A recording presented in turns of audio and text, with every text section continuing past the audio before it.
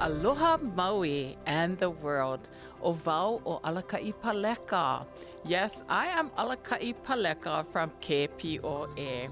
I was born in Honolulu, Hawaii at Tripler Hospital because my father was a Marine. And shortly thereafter, we moved to Pasadena, California, where my mother is from.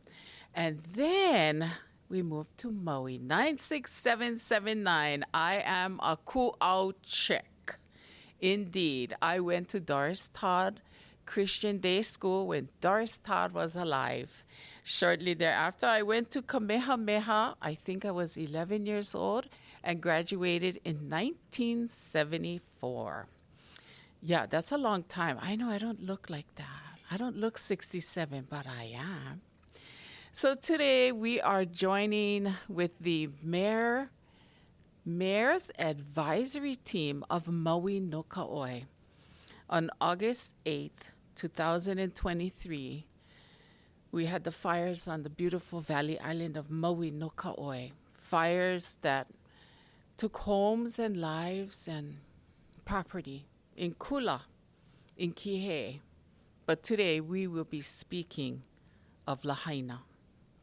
We have many Lahaina people that maybe you don't even know about. Maybe in your life you know one or two, but we're going to bring them all to share their stories of survival. This joining together, this episode, is for the stories that are of the survivors. How do we unpack what happened? How do we imua? How do we move through? How do we survive and eventually thrive after the Maui fires of 2023? I used to work at KPOA from 1985 to 2018. I have woken you up in the morning with the good morning song and the ever-famous, get up, brush teeth, wash face, comb your hair. I now work in Hilo.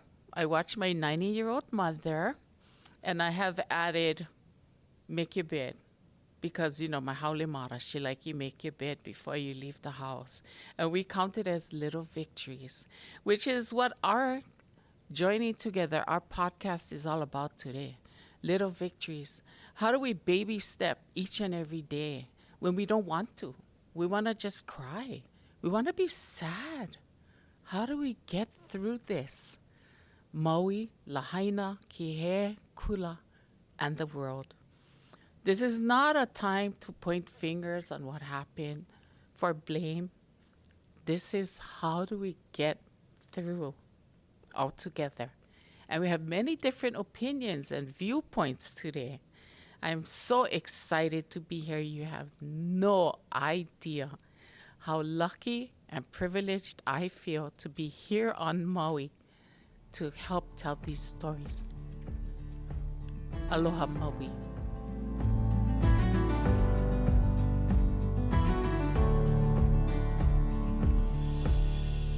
Aloha Maui and the world. Brought to you by Hawaii Community Foundation. I am Alakaʻi Paleka. It is my privilege to be here with these fine-looking men of Maui. And yes, the fires of 2023 affected Kula and Kihei, but today we have the Mayor's Lahaina Advisory Committee. Because you know how we are on Maui, you know the Lahaina team. Yeah, that's how we operate. But today we have with us the young man who proved to be the leader of the Maui lifeguards. And I think that they were chosen by looks, because you guys is handsome, bro. You, Kaleo Amadeo, good looking in the olden days. Babes. Love Kaleo. The guy that I knew from KPOA's second home, which was at the Wharf Cinema Center, because he used to live behind. Yep. The guy that took his jet ski to work, and the man who actually created a hub in Hawaiian homes, Le'ali'i, after the fires, to kōkua not only the homestead ohana, but any ohana that drove by. I heard you had the kind shopping list and people just come and tell you what they like and they go get them and they're off. That's what I heard. Archie Kalepa. Hi, Alakaʻi. How are you, my brother? Very good. It's such a privilege to have you.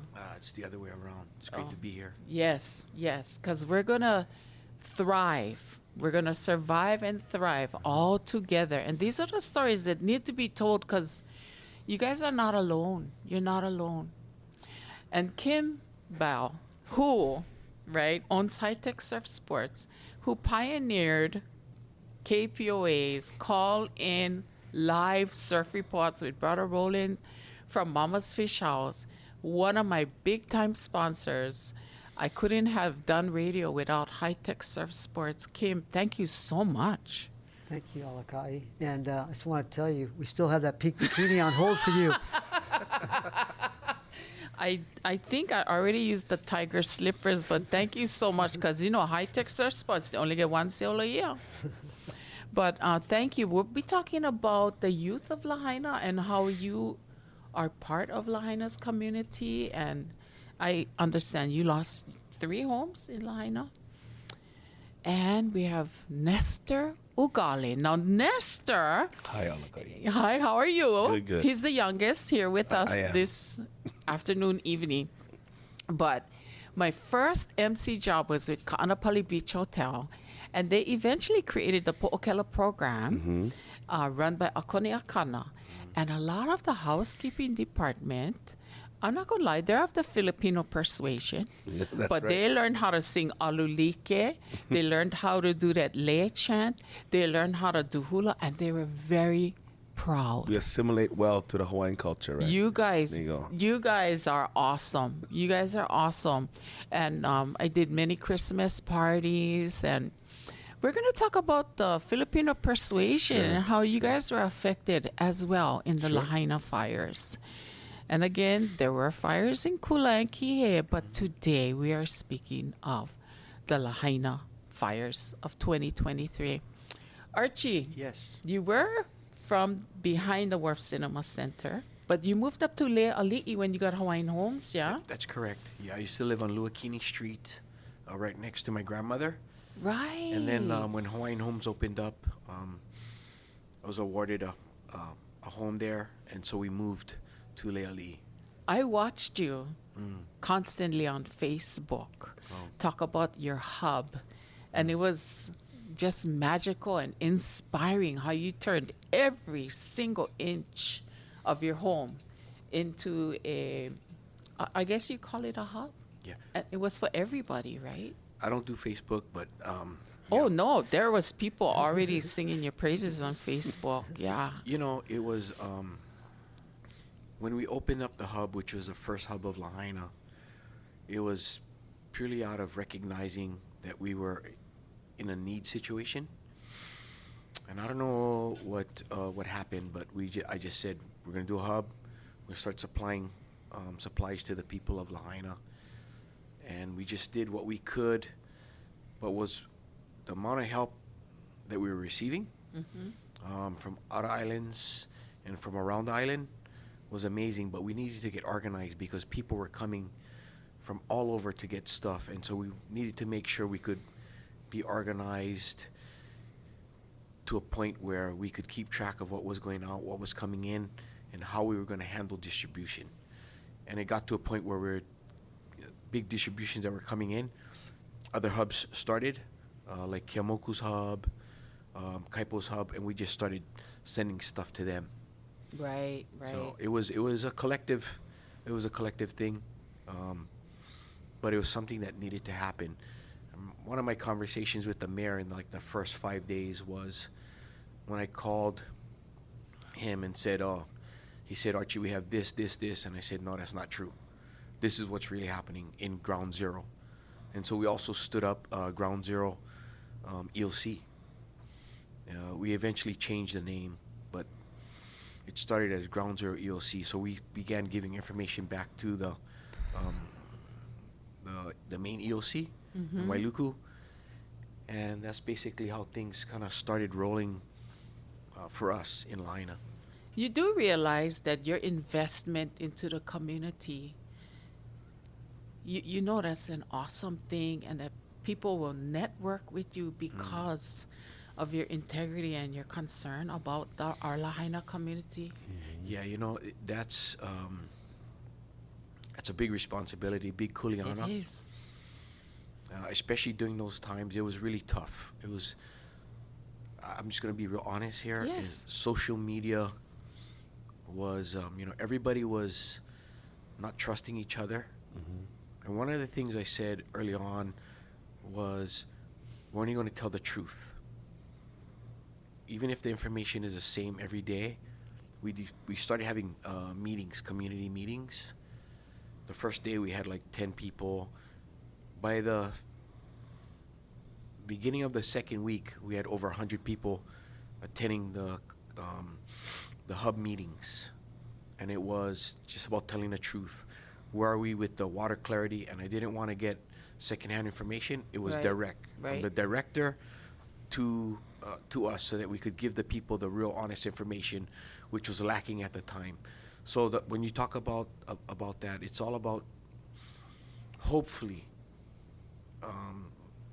showing the people that we can be honest, have integrity, and be truthful about what's going on, not for self-gain. Exactly. For it's community not for support. Self-gain. It is not. So, and we want to thank you for always providing for the community, even your own jet ski that you took to work at Maui County. And, even Molokai, all the boats that came across and never care if they was allowing them to land. Mahalo to each and every one of you, Ohana, that made sure that we got supplies on Maui. Thank you. It is appreciated. mahalo. Kim. Alakaʻi. Hi. How you been? I haven't seen you for a long time. You look the same. Thank you. I in my face. Thank you so much. What are you doing in Lahaina? What did you do in Lahaina? I know you commuted, right, to your stores. But tell us your history at Lahaina town. Well, day of the fire, I was at our main store in Kahului, and I tried to get back once my son called, my youngest son, Blake. He's a math teacher at Lahaina Intermediate, and told me that he was having to leave because of the smoke. And so I went and got a couple of our contest generators because they had no power, tried to get back, and they had a roadblock in Malaya, so I went and spent the night at my brother's in Kihei. And that morning, I was in line at 5 in the morning to try to get back at Malaya, and at 6 in the morning, there was a text messages going through our employees, my coworkers, about getting supplies, water, food, clothing, blankets, and they were having them delivered to High Tech in Kahului. This was on their own. Still, I had no idea what happened to my house. And my other boy, Cody, had hiked in and went to our into Lahaina, and he called me and said, "Dad, hey, everything's gone." And I think I was in shock. Oh, yes. And but anyway, I went back to my brother's house, and I didn't want to see anybody. But our coworkers continued to get supplies delivered to our Kahului store, and I think 20 truckloads that first day went to Baldwin High School, one of the centers for displaced, and a couple of the churches. And so I can't say enough about my coworkers, how they went out of their way to definitely. And so anyway, so since then it's been a crazy ride. And then I got a call from the mayor, a few days later. I didn't even know who he was that called. I didn't. And but yeah, I agreed to be drafted onto this committee, and none of us are getting paid. None of them are getting paid. That's so important. Because a lot of people think we do get paid, make decisions, which we don't. We're the boots, like Archie said, and Nestor, we're the boots on the ground to give him information. What are you hoping to accomplish being part of this committee? I think just being a voice for other people in our community. I think that's awesome.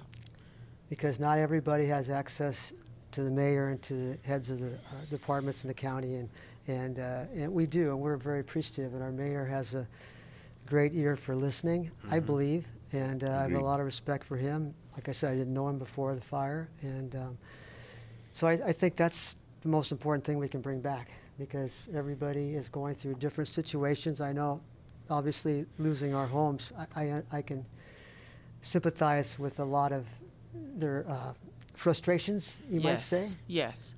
And that's what part of this podcast and sharing is about. How do we survive? How do we thrive after these fires? How do we puka through? How do we unpack all of this trauma? Well, we have some fine young men here with us. Nestor, Hi. Ugale. Yes, ma'am. You're representing our Filipino family. There's so many in Lahaina.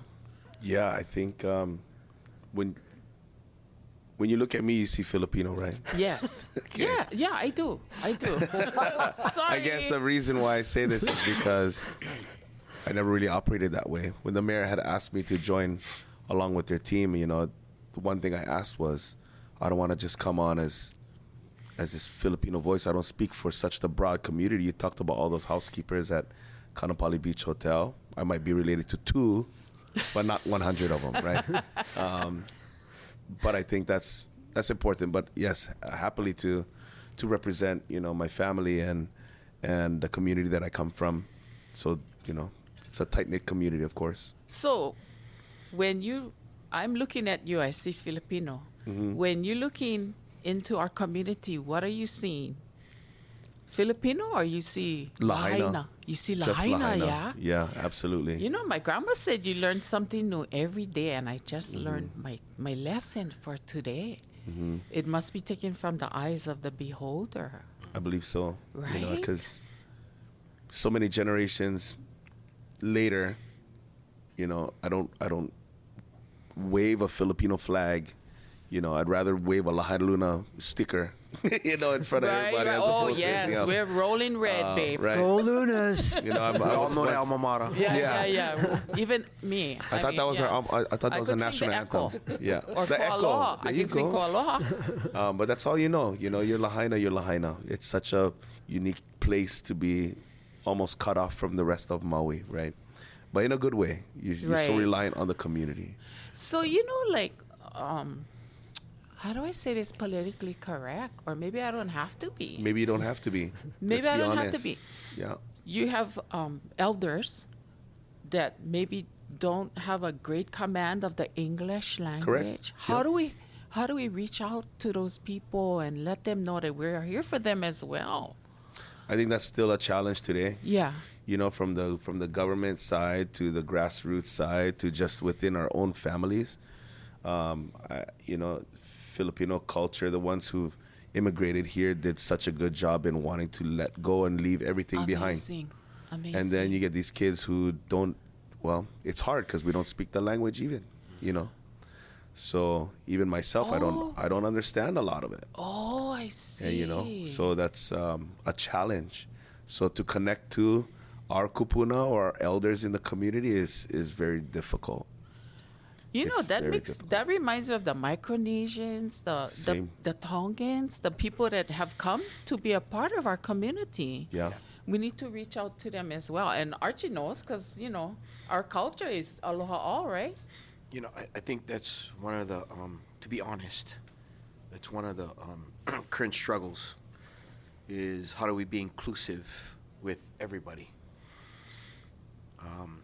I think right now we're trying to figure that out as a community, as people of Lahaina, and that was perfect. The way both of you said it, it's you don't see yourself as a Filipino, you see you're somebody from Lahaina. You see Lahaina. Yeah. And I think that's important for all of us to remind ourselves that we all have, we all have stake in the game because we love and grew up in this place. And how do we be inclusive? How do we make sure that everybody has a voice when we rebuild Lahaina? It's super important. Yeah. But how do we do that where we put our place first and not us as individuals? Right. Is it with what Hawaii is, Hawaiian values? Is it commercial operation? Is it for, the tourist industry? How do we bring that all back to where it can be something good for the next 10 generations? I think That's it. we're trying That's to figure that out collectively. It's a great committee. I mean, the people that are, these three people right here, I know Lorile Digama, she has pictures. Yeah, thousands of pictures. And she comes from the hop wool culture, right, of Front Street. Yep. So I think this is a good committee to be on. And I think, you know, just by talking story and realizing you look Filipino, but you see Lahaina, that's big, babes, Nestor. That's huge. Yeah, there's you know, in the Filipino community, it's a wide spectrum. You get the people who did just arrive here from the Philippines within the last 10, 20 years. You have the 1970s migration, and then you have the ones who are cicadas, you know, who were brought in for the plantation life. So there's this big span of people, and within their identity, I think the one thing that brings all those generations together is just Lahaina itself. Yeah. And it's going to take all ethnicities to rebuild Oh, Lahaina. big time. Because Lahaina is all ethnicities. This morning, we were getting our foundation poured in our house in our rebuild. And there were probably 17 people working, not just on my home, but our neighbor's home next door. And the language that was spoken, Spanish. Wow. I mean, Hispanic. I mean, Javier, the guy running the job, was amazing. And but it's going to take everyone Everybody. to rebuild. Yeah. So we'd like to thank the Honorable Mayor Richard Bisson Yep. for even creating the Mayor's Lahaina Advisory Committee. And he chose well. He chose you guys that are the cream of our community that represent so many different, it's not even a nationality. It's eras of age. It's age. It's Cultural diversity. right, culture diversity. It's amazing who he picked, and that I got to talk to three of them, and you guys are inspiring. You know, the people that are suffering alone, you guys' stories are going to help them to thrive in this coming year. Because I know we have the 1 year. Anniversary. Yeah. Yeah. Do we want to call it the anniversary? No. It's not a celebration. It's a Remembrance. remembrance. Is that okay? Because even that word, I like even remembering. that word can be offensive to some and heartwarming to others. And if there's anything that comes from these joining of conversations, is we apologize Yeah. if we even offended you because we didn't mean to. Yeah. If we refer to something as a celebration or a remembrance, we apologize and we don't mean to cause you any trauma. But thank you, Archie. Thank you, Kim. Thank you, Nestor. Part of the Mayor's Lahaina Advisory Committee. I'll get that eventually. Eventually, because, you know, we just make up our own. You know, the Lahaina team. Mahalo for being here. I really appreciate you it. for And having so us. does Hawaii Community Foundation.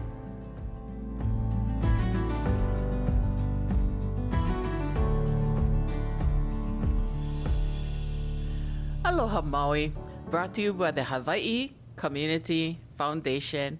I'm Alakaʻi Paleka, and we continue to share conversations with the Mayor's Lahaina Advisory Committee. I want to get that perfect legal title out. We have two more members of this advisory committee with us today. The first is Coach Kūkahiko, and I know the Kūkahiko Ohana. My dad was an entertainer for many years, and your Uncle Danny used to play the spoons, yeah? Yeah. And Daniette, his daughter, is actually named after my dad. Not her own dad, but my dad. And I know your dad because he headed up Waiʻola Church for so many years. And I've been to the Kahu Cottage by the basketball court when Kekapali was there. Yep. Yeah. So Earle with a E, not a junior, Kūkahiko. Coach, we call him Coach. Like, you are Mr. Baseball, right? From Lahaina. I don't know, Mr. Baseball. But, Yeah. So you're the newest member of the advisory committee. Yes. What took you so long to join, babes? Well, I didn't feel qualified in the beginning. First and foremost, I just felt I didn't have enough knowledge for what was happening, as well as really the direction of what the committee was all about, and I didn't want to take on too much of a responsibility that I wasn't knowledgeable about. So, yeah. What changed your mind? Well, I think I started to understand how people felt. A lot of them started coming up and voicing their concerns and their some of their fears and where we were going to go from here and what to do. So I think at that point I started to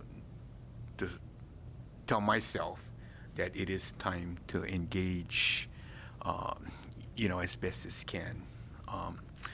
I've always used the additive. I believe it was a comedy group back in the days called Booga Booga. Oh, yes. That had they had a skit where they put all the ama crabs in a bucket, and they said that was the reason us Hawaiians couldn't get ahead, right? Because we're always yanking each other down. And so I think about that all the time, and I told myself, I'm not going to be that crab that's going to be yanked down and just lay on the bottom of the bucket. And to be that crab that says, hey, you know what, come on, jump on my back and let's continue to crawl out of this bucket. So that's kind of when I decided that, you know what, it's time to put up now and move forward. Right, and Lahaina, formerly known as Lele, is so culturally significant. It is, Ala. There's so many things that I'm learning right now. So many. That I have not experienced in my lifetime. I was born right there in Lahaina at the old, they called it the Lahaina Dispensary, right where Hard Rock Cafe is down on Front Street. And just learning a lot of the things that is going on and what Lahaina really was as far as culture is concerned. It not only being the capital, but a lot of the legislative actions and policies throughout the nation prior to us becoming a state and part of the United States. Right. It's just mind-blowing to learn all those things, and so I also want to continue those things with our community, right, especially as kupuna, who are more from the plantation days forward, and not knowing our past back. I think it is important for us to understand. There's a lot of very intelligent young people that we have today that are in the fight already, and now it's, I think, important that we kind of bridge that gap between the young and the old, so that we all can understand. Between generations and nationality, because previous we had a guest, Nestor, Ugale. I told him, when I look at him, I see Filipino. Right. But when he look out, he see Lahaina. Absolutely. We got to move forward to that 2024 and Absolutely. move all together, right? Absolutely, yeah. We're very, very diverse, very ethnic. We are. Yeah, Lahaina mixed. is, yeah, we are. And no, it is important. Lahaina is not just Hawaiians, or Hawaii is not just Hawaiians anymore. But I agree with you. We're very, very, very widespread now. And here's a young lady that you have coached previously. Yes. Now, what I'd like to say is she is a product of intentional parenting. When you live by example, right? Yes. Your mother drives truck by day, take out the braid, put on the lashes, is an MC at the luau by night to raise those children and show them the way. We have the lovely and the talented Kaliko Storer, who looks a lot like her mom, but this is not Makalapua. This is her daughter, Kaliko, who's been, girl, you've lived Kuleana, right? Just a little bit. I look at you and I think of I think of being 10 years old again. Right? You went to school with my son. Where? I did. Right? I did. Willie and I went to elementary, intermediate, high school, one of them. And then you worked at the Hyatt. You were all department leaders. But what do you do now, babes? Well, I've been with Hyatt for a number of years, and currently my role is an area cultural / training development manager, and all that means is a conduit. I help all the Hyatts on island. So I work in Hana, I work in Wailea, and I work in Lahaina. And you do it joyfully. Yeah, I do. I love you it. She does, do it yeah. joyfully. Yeah. Yeah. You make people so happy to come to work every day. They look forward to it. I bet your sick leave or, the guys that quitting is very low, babes. I'm sure it's very low because you are inspiring. It's worth it to get up.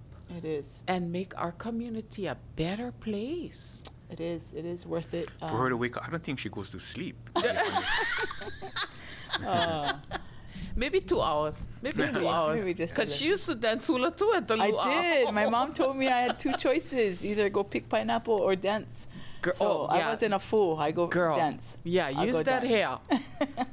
Don't make me take down her hair, you guys. She get nice, beautiful, thick, long hair like her mother. So you are the, not maybe youngest, Nestor, between you and Nestor? Nestor, I believe, is maybe he's my sister's age, so maybe 3 years younger than me. Right. But I guess I would be the second youngest on the advisory committee. And you carry nakoa kōkua, yeah? I do. I am a nakoa and a kūkahiko. Right. It's- Makalopua raised her children to be responsible to their lahui. And you know what? Enjoy the journey, right? Yeah. You're teaching your children to enjoy the journey as well, right? You know, I tell you something, man. My grandma always said, increase the nation. Increase the I nation. was pretty intentional about that one. Girl. But my children, I've learned a lot in this season from my two adult boys and my daughter. In this season, they really stood up and were definitely a part of ensuring that our kupuna got what they needed in those early days. And till today, both of my adult boys they work in the town in debris removal and cultural monitoring. And my daughter took on the kuleana of taking care of the children at Punanaleo Lahaina. And so as much as I'm teaching them, they definitely continue to teach me. And I'm super proud to be. And as the parent of children that are intentionally parented, what is the one thing that you have seen or learned from your children in this past year that gives you hope? Because we're all about surviving and thriving. Yeah. What happened. Yeah. It is traumatic, and we need to build houses. We need to remember what happened and move on.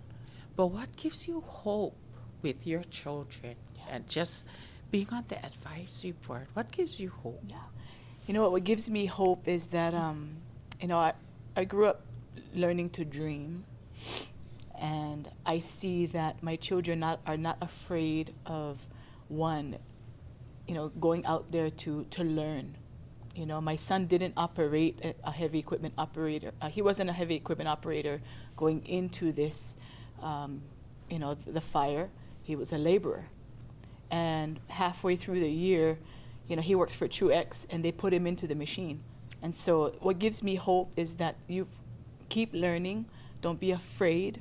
Sometimes us Hawaiians, we're afraid. We don't know, so we don't let go. Right. And the kids are saying, how do I become a part of being an electrician or a plumber? Or, Mom, what do I need to do to maybe be ready to buy a home, buy aina? And so that's not really a conversation we had with our parents at that age. My children are in their early 20s. And for them to have these conversations, that gives me hope. Because, we make good until the clouds. Indeed, yes, And yes. They're in good hands, and they've got a good head on their shoulders, and get around people that are learning but also teaching. And so I'm very hopeful. Right. I was fortunate enough to be a part of the Hawaii Council of Native Hawaiian Advancement Convention that they had on Maui. It warmed my heart to be home for that. But I had learned that there was 400 people that have passed the hazmat class. Yes. Like, these Maui people were coming together because they wanted to clean that aina and make sure that people could get back to their aina. 400 people. Definitely. And now to know that your son is a heavy equipment operator. Now today, they went in. I mean, yeah, they came in like a flood going into CNHA, mahalo to kākoʻo, Right. And it is, we often see it, the kids, they're our kids, but they're adults working at these lots. And it's heartwarming when we get text messages or we get pictures or, or messages or tap on the shoulder to say, today I saw your son. And he took his mask off to make sure that we saw him. And we just want to tell you how appreciative we are of everybody's help. So they're saying it to me because that's my son, but really they're saying it to all of our ohana. Yes. Yeah. So that's the 40-year-old viewpoint, Earle with a Kūkahiko. What's the 60-year-old's viewpoint on hope for rebuilding Lahaina and coming back together? Because it's never going to be the same. Right. Memories have burned. They've been, demolished. How do we go forward? Especially if we're in that kupuna age, is it worth it? Yeah. I think absolutely. It is absolutely worth it. And I think a big part of it is because of our generations. You talk with Kaliko about her children, and for me, it'll probably be my grandchildren, that hopefully we can pass on the cultural and the significance of Lahaina. Yes, I agree. It definitely is not going to be the same.